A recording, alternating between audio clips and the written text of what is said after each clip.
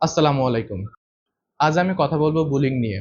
কাউকে মানসিকভাবে আঘাত দেওয়ার উদ্দেশ্যে বারবার বিভিন্নভাবে অপমানজনক কথাবার্তা, অপমানজনক কাজ বা সোশ্যাল মিডিয়ায় বা সামাজিক যোগাযোগ মাধ্যমে কোনো তথ্য শেয়ারের মাধ্যমে হয়রানি করাকে বুলিং বলে। বুলিং ১ম শুরু হয় মজার ছলে। কিন্তু তা আস্তে, আস্তে খুব ভয়ংকর একটি দৃশ্যে পরিণত হয়। এমনও হয় যে মানুষ আত্মহত্যা পর্যন্ত করে।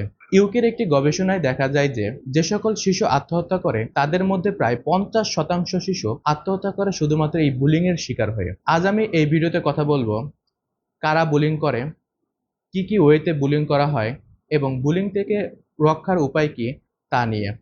যারা সাইকোলজি সম্পর্কে ইন্টারেস্টিং তথ্য পেতে চান তারা আমাদের চ্যানেলটি সাবস্ক্রাইব করে রাখতে পারেন। চলুন শুরু করা যাক। শিক্ষা প্রতিষ্ঠান থেকে শুরু করে কর্মক্ষেত্র সকল জায়গায় মানুষ বুলিং এর শিকার হতে পারে। যারা বুলিং এর শিকার হয় তারা আস্তে আস্তে মানসিকভাবে ভেঙে পড়ে। তারা নিজেদেরকে অন্যদের চেয়ে ছোট মনে ভাবে বা অন্যদের চেয়ে নিচু বলে মনে ভাবে। তারা অন্যদের সাথে মিশতে চায় না। অনেক সময় এমনও হয় যে তারা শিক্ষা প্রতিষ্ঠান বা কর্মক্ষেত্রে যেতে চায় না। আমি আগেই বলেছি বুলিং শুরু হয় ঠাট্টা বা মজার ছলে। যারা বুলিং করে তাদের সাইকোলজিটা আমাদের একটু বোঝা দরকার। আমাদের সমাজে এমন অনেক মানুষ আছে যারা অন্যকে কষ্ট দিয়ে মজা পায়। তারাই সাধারণত বুলিং করে থাকে। তারা তাদের বিভিন্ন কথা এবং কাজের মাধ্যমে মানুষকে কষ্ট দিয়ে আনন্দ পায়। তারা যদি দেখে যে তাদের কাজ এবং কথার মাধ্যমে অন্য কেউ কষ্ট পাচ্ছে বা রাগান্বিত হয়ে যাচ্ছে, তখন সেটাকে তারা রিওয়ার্ড বা উপহার হিসেবে দেখে। যার ফলে তারা ওই ব্যক্তিকে বারবার কথা এবং কাজের মাধ্যমে রাগানোর চেষ্টা করে, যাতে তারা তাদের ভিতরে একটি ইনার পিস বা শান্তি অনুভব করতে পারে। বুলিং বিভিন্নভাবে হতে পারে। তার মধ্যে সবচেয়ে কমন হলো ভার্বাল বা মৌখিক বুলিং, অর্থাৎ কথার মাধ্যমে অন্য কাউকে কষ্ট দেওয়া। যেমন আমরা বিভিন্ন নামের বিকৃতি করে থাকি। একজনের নাম একটা, আমরা সেটাকে বিকৃত করে বলি। আবার কেউ যদি একটু মোটা হয়, তখন কিন্তু আমরা তাকে হাতি, মোটু এইসব ওয়ার্ড ইউজ করি। কেউ যদি চিকন হয়, তাহলে হাড্ডির দোকান বা চিকনা, ক্যাঙ্গারু এইসব ওয়ার্ড ইউজ করে আমরা তাদেরকে সম্বোধন করি।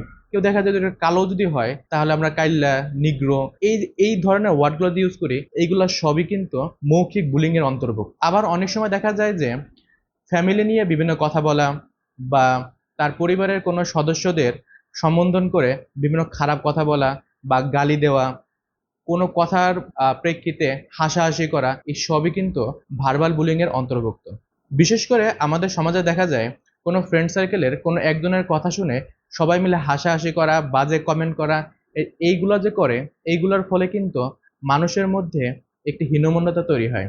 অনেক সময় এমন হয় যে ওই বন্ধুটি পার্টিকুলার ওই বন্ধুটিকে নিয়ে যদি সবাই হাসাহাসি করে বা তাকে কথা বলার প্রত্যেকটা কথার প্রেক্ষিতেই যদি মানুষ কথা ধরে মজা নেওয়ার চেষ্টা করে, তাহলে তার ভিতরে একটি হীনমন্যতা কাজ করে। আস্তে, আস্তে সে মানসিকভাবে ভারসাম্যহীনতায় ভোগে। এর ফলে সে অনেক সময় আত্মহত্যা পর্যন্ত করতে পারে। আবার অনেকেই আছে যারা ফিজিক্যাল বুলিং এর শিকার হয়।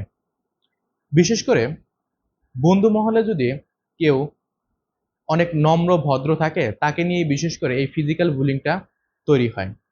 দেখা যায় যে তাকে থাপ্পড় মেরে কথা বলা, তাকে হিট করে কথা বলা, লাথি দিয়ে কথা বলা, এইসব যে আসলে করা হয় এগুলা সবই ফিজিক্যাল বুলিং এর অন্তর্ভুক্ত। অনেক সময় কিন্তু আমরা পরিবার থেকে বা শিক্ষকদের থেকেও এই ফিজিক্যাল বুলিং এর শিকার হয়ে থাকি।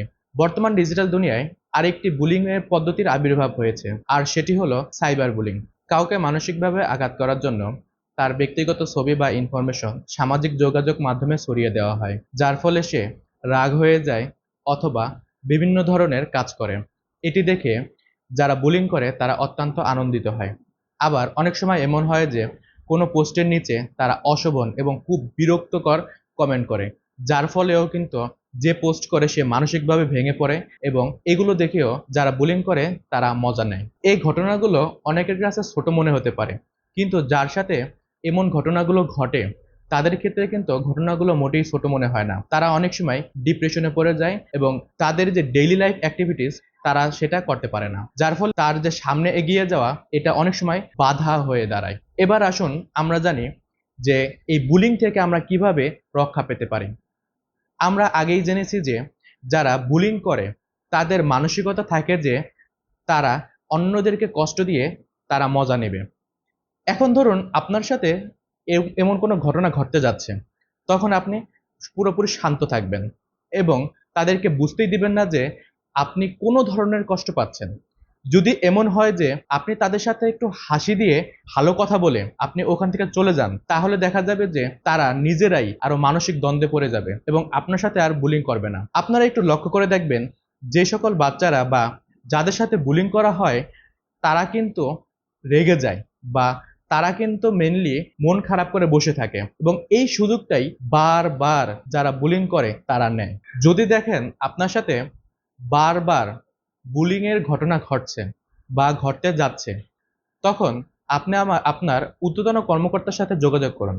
সেটি যদি স্কুল হয় তাহলে আপনার প্রধান শিক্ষকের সাথে বা আপনার ক্লাস টিচারের সাথে যোগাযোগ করুন, এবং যদি সেটা অফিসে হয় বা অন্য কোথাও হয় তাহলে আপনার সিনিয়রের সাথে কথা বলুন এটা নিয়ে, এবং ব্যবস্থা নেওয়ার চেষ্টা করুন যাতে করে এই বুলিং এর শিকার আপনি সহ সে কারো সাথে কোনো রকম বুলিং না করতে পারে।